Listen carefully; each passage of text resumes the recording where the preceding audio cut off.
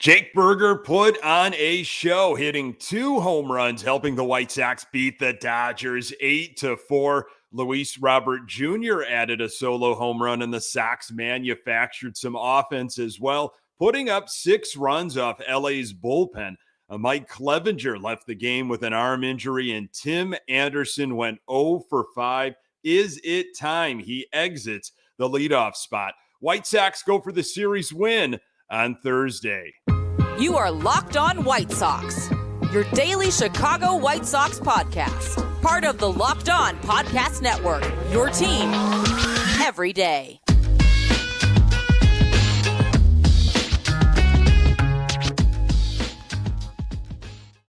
Hey, Sox fans, welcome back to Locked On White Sox. Thank you for making Locked On White Sox your first listen each and every day.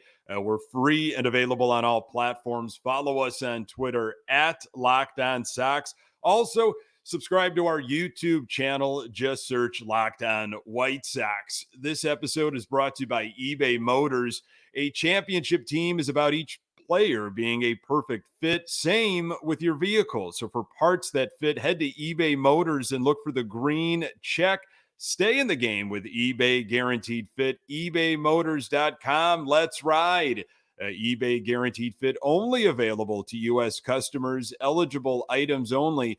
Exclusions apply. Hey, I'm your host, Nick Morawski, a lifelong diehard Chicago White Sox fan, recording this podcast just blocks from the ballpark in beautiful Bridgeport. You can find me on Twitter at Nick_GGTB. Locked On White Sox is part of the Locked On Podcast Network, your team every day. Our Chicago White Sox take on the Dodgers on Thursday, going for a series win. Dylan Cease on the hill. Catch every pitch of the White Sox hometown broadcast with SiriusXM on the SXM app. Search White Sox. State of the Sox, they are now 30-39, 5.5 games back in the AL Central. White Sox bounced back after the lifeless game on Tuesday, beat the Dodgers 8-4. 13 hits for our Sox.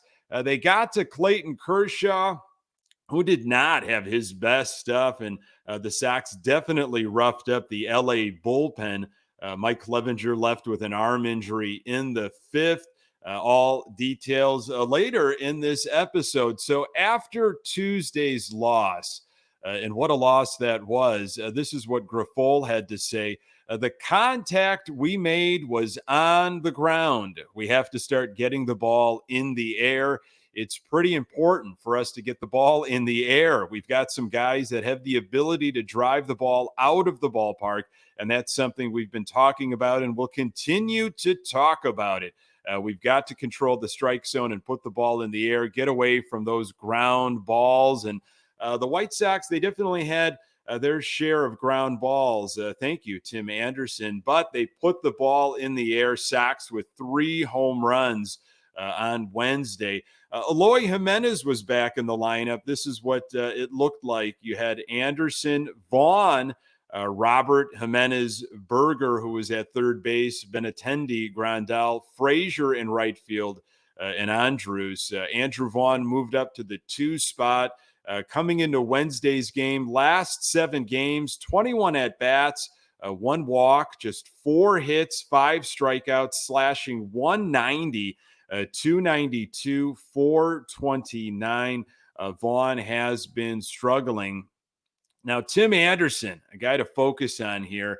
Last 7 games for Anderson, 29 at-bats, 2 walks, 6 hits, 6 strikeouts, slashing 207, 258, 241. Again, staying in that leadoff spot, and he loves hitting the ball on the ground. He demonstrated it Wednesday night. Now, Benintendi and Frazier, when he is in the lineup, both have higher on-base percentages. They also have some speed. Benintendi leads the team in stolen bases and has taken twice as many walks as Anderson. I think it is time to move TA from the leadoff spot. Speaking of Tim Anderson, he was on the Pivotal podcast on Monday. Maybe caught some of these blurbs and the articles written about what TA talked about. He discussed his future with the White Sox and beyond. I understand the business, Anderson said. If they want to keep me, then cool. And if they don't, then cool either way. My time is coming. I'm going to be patient and just continue to keep working. Whatever is for me is going to come to me anyway. I got to get my check for where I've been at right now. I've been at short. Anderson said, we can talk after you pay me as a shortstop or handle me as a shortstop. Then maybe we can talk after if it's that's the fact of second base being an option. But for the most part, I'm a shortstop. He also opened up about a bunch of other things going on in his personal life. Again, I do not see the White Sox keeping Tim Anderson. I don't know about trading him at the deadline, but I do not think they're going to give him that shortstop money that he thinks he's going to be getting unless he drastically turns things around. As a team, the White Sox were 26th in all of baseball coming into Wednesday's game in terms of offensive production, bottom of the league in terms of production from the leadoff spot, in 28th in all of baseball when it comes to getting offense from the shortstop position. Another reason why I think there needs to be a change right now at that leadoff spot for the Sox. It's a useless but timely stat of the show here. In terms of offense on Wednesday, the LA Dodgers had the best production in all of baseball. White Sox sat at 25th. It is a crazy, crazy game.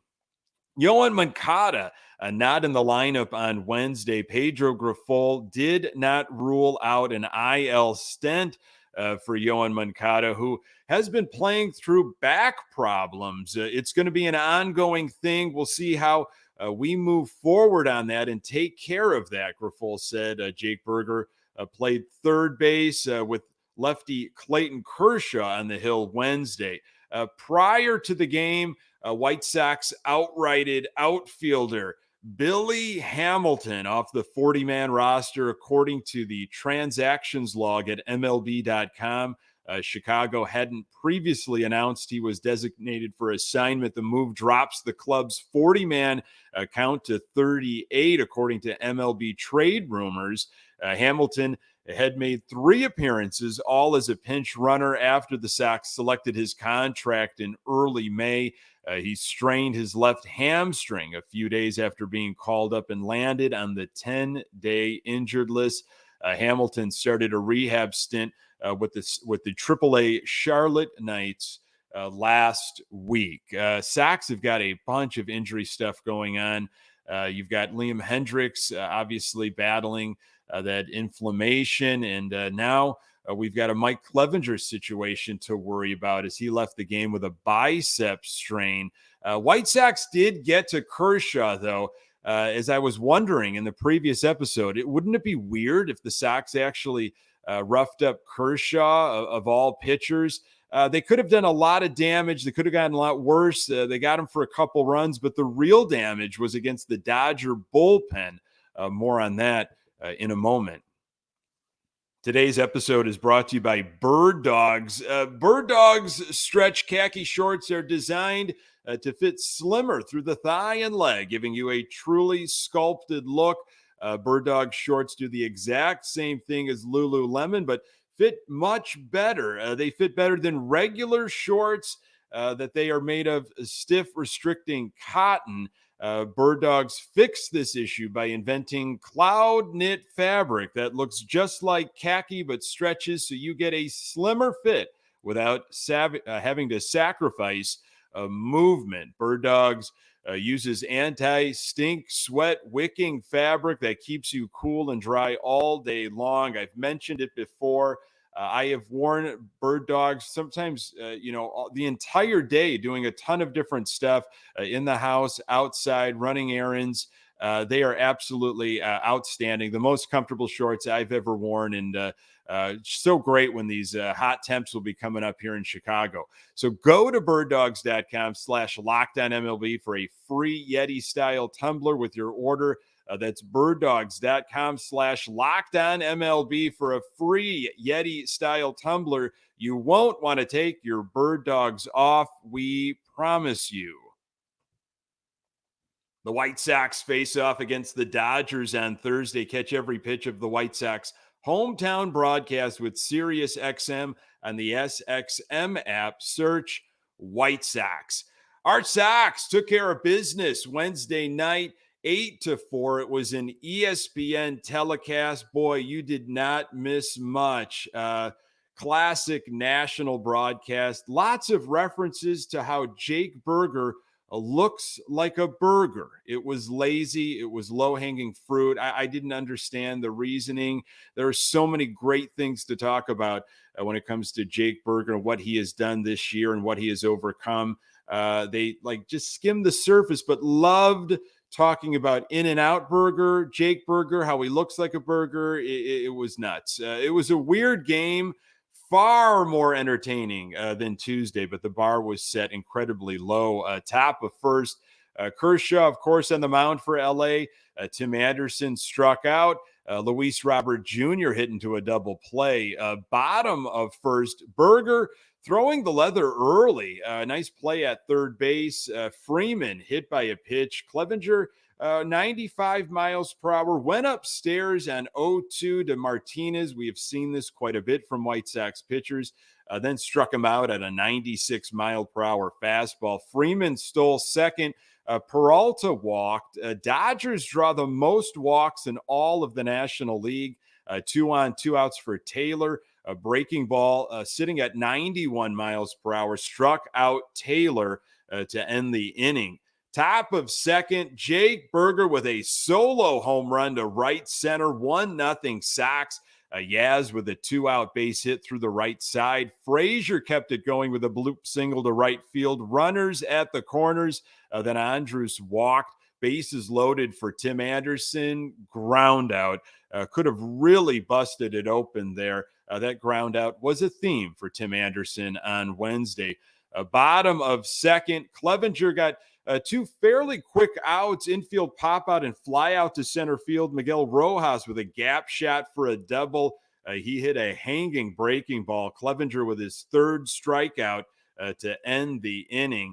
Top of 3, lots of time narrative. That's what the broadcasters were talking about on ESPN. Look, there's a ton of time still for the White Sox as they showed all of these other teams in recent history that have come back from dismal starts to make the playoffs or win the World Series. So that's where they were going at in the game. Luis Robert Jr. smashed a no-doubter, went down and got a breaking ball for a solo shot to left field. 2-0 Sox. Bottom third, Clevinger issued a walk to Mookie Betts. Went 3-0 to Freeman and worked it back full before striking him out. Betts stole second. Clevinger working upstairs again on an 0-2 count to Peralta, then froze him with a 95 mile per hour fastball to end the inning. 5th strikeout, and Clevinger ended every inning so far with a strikeout. He was at 55 pitches.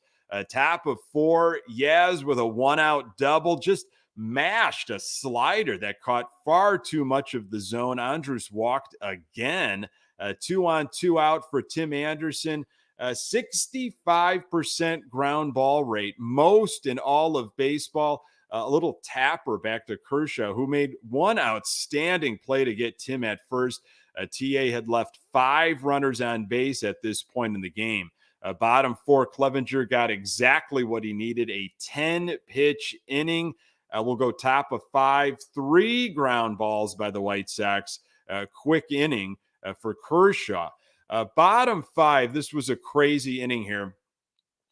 First 2 on, back-to-back hits, first and third, nobody out. Clevinger was at 71 pitches, top of the order. Mookie Betts pop out to Vaughn in foul territory.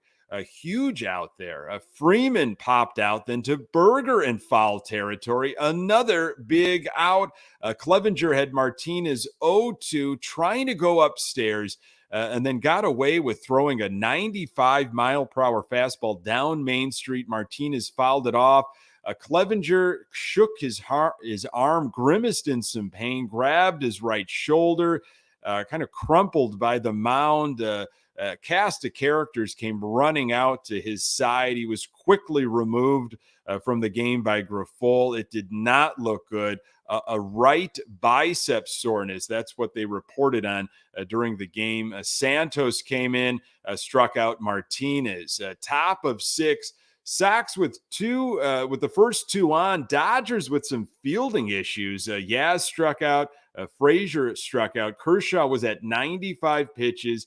Again, he did not have his lights out stuff, but he battled. Elvis Andrus, a victim of a fielder's choice. Sox could not make it hurt. Still just a 2-0 game.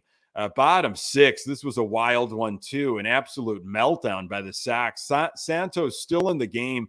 Broadcasters going with now trade deadline conversation of where the White Sox could go if things start kind of crumbling again throughout June and July.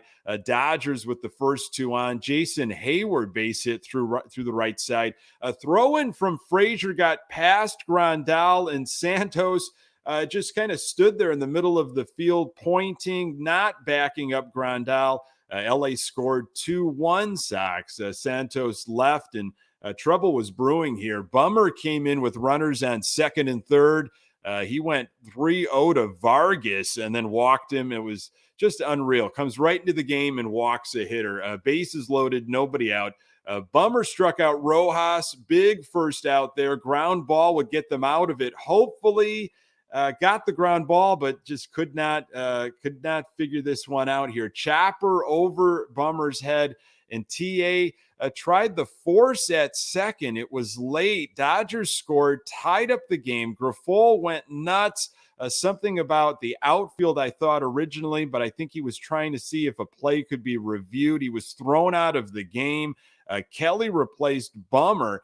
This inning, again, just bizarre to say the least. Still bases loaded. Betts with a base hit past a diving Vaughn. 2 runs scored. It was 4-2 Dodgers. Kelly walked Freeman to load the bases and then strike out and ground out. It could have been a lot worse, but damage was done in the 6th. Top of 7, Tim Anderson grounded out to lead off the inning. A strikeout, then fly out. Sox offense went down quietly. Bottom 7, Lopez was in the game. A quick 1-2-3 inning for him, which was nice to see. Top of 8, Sox with very little offense since the 3rd inning. Jimenez with his first hit of the game, a leadoff double, and then Jake Berger again destroyed a ball off the left field pole. 2-run home run, game tied at 4. Benintendi hit by a pitch on his right hand. It did not look good. He did stay in the game. Yaz struck out. Frazier with a base hit up the middle. Scored Benintendi. Sox took the lead 5-4. TA up with 2 outs, 1 on. Elvis Andrus caught stealing end of the inning. Bottom 8, Middleton entered. Mookie Betts just missed a 2-run home run, but no damage was done. Top of 9, leading off was TA. Grounded out. Tim Anderson looked awful on Wednesday night. Luis Robert Jr. with a double. Sox had 3rd and 2nd with just 1 out. Need an extra run, and Eloy Jimenez got the job done. RBI base hit, 6-4 Sox. Benintendi with a slap hit down the 3rd baseline. Barely can swing after being hit in the hand during his previous at-bat. 2 more runs scored, 8-4 Sox. Bottom of the 9th, it was all Graveman. He got a double play to end the game. White Sox winner. Clevinger's final line, 4 2/3, 3 hits, 0 earned runs, 2 walks, 5 strikeouts. His ERA 3.88. He was only at 77 pitches. I say only because he probably could have gone longer if it wasn't for the bicep injury. Bullpen, they used a lot of arms. Santos, Bummer, Kelly, Lopez, Middleton, Graveman. So that means Crochet and Banks are the only ones that did not pitch on Wednesday. They should be ready for the finale. Sox offense, 8 runs, 13 hits, 4 for 12 with runners in scoring position. Yaz had a 3-hit game. Berger with those 2 bombs, and Luis Robert Jr., of course, the solo shot. Tim Anderson, 0 for 5, 4 groundouts, and a strikeout. It is time to shuffle him in the lineup. Dylan Cease takes the hill as the White Sox look to take this series from the Dodgers. More on that in a moment. Thursday night, another night game, another 9 p.m. Central Time start. Sox at Dodgers, of course. Cease on the mound. Dylan Cease gave up 6 runs on 6 hits with 3 walks and 8 strikeouts in 4 2/3 innings against the Dodgers last year during his July 9th start. He was charged with the loss. That is the only experience that Dylan Cease has had against the Dodgers. It was also the infamous Tony La Russa intentional walk of Trey Turner with 2 strikes and 2 outs that I reminded everyone about a few episodes ago. Dylan Cease has a record of 3-3 with an ERA of 4.38 and 81 strikeouts in 14 appearances this season. So after 14 starts last season, Cease had a 2.68 ERA, and he only got better as the season went on, obviously finishing second in the Cy Young race. So Cease is having a much different year, which we all kind of assumed. The bullseye on him, he has been figured out. It's very difficult to follow up what he did. Still not horrible, but that ERA not where I thought it might be. I didn't think it was going to be, in the 2s, but I thought maybe low 3s. Again, he feels like he's got his stuff. He's starting to turn a corner a little bit. The last time we saw Dylan Cease, it was the first game of the Marlins series. He went 6 innings, 4 hits, 1 earned run. It was a solo home run, a couple of walks, and 7 strikeouts. I wanted to see him go 6 or 7. He did do that. And with a bullpen that pretty taxed on Wednesday. So I don't know who's going to exactly be available and how they're going to work that out on Thursday. Got to see Dylan Cease go 6 again. I think that's the goal, if not more. That would be amazing. Now, White Sox exploded for 8 runs Wednesday night, 3 home runs. I've talked about this point before on this podcast. You know it as a White Sox fan following this team so closely. When they explode for runs like that, the next game, thankfully it's not a day game, it's a night game, but usually the next game, they go back to being absolutely lifeless. They just can't put back-to-back big offensive games together. So, we'll see. Is Yohan Moncada going to be in there? What's going on with his back? Eloy Jimenez kind of was grimacing a little bit in his return. Will he be in the lineup? What's going to happen with Andrew Benintendi in his hand? He had the fingers taped up. It did not look good. I wonder what's going to be the result if you're going to rest him. And what's going to happen with this lineup? I think there needs to be a lineup shakeup. There absolutely does. 0 for 5 with 4 groundouts from Tim Anderson. I gave you the numbers of him coming into Wednesday's game and what he's been doing this season. If that is something that the Sox are trying to get away from, he is not helping the cause. There's a lot going on with Tim Anderson. Again, if you got into that podcast he was on this past Monday, he opened up on a ton of different things and some personal stuff that he is going through, that is going through with his family, that is affecting him on the field and on and on. But, the Sox need to make a decision right now of what's best for them when it comes to lineups and trying to win ball games right now. I mean, they have to continue to dig, and they have an opportunity here to win a series against the Dodgers. And you got to do everything possible to set up this team for success with Dylan Cease on the mound on Thursday night.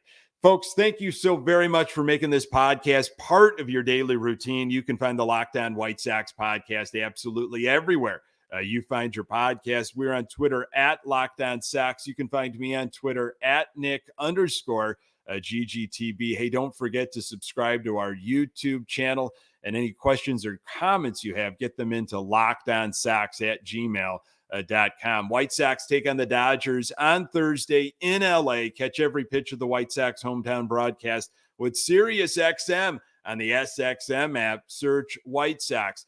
Thanks for making Locked On White Sox your first listen every day. Hey, everydayers, you know who you are. On the next episode, I will recap Dylan Cease's outing and hopefully be talking about a White Sox winner and series win. Appreciate you making time for the Locked On White Sox podcast. I'm Nick Morawski.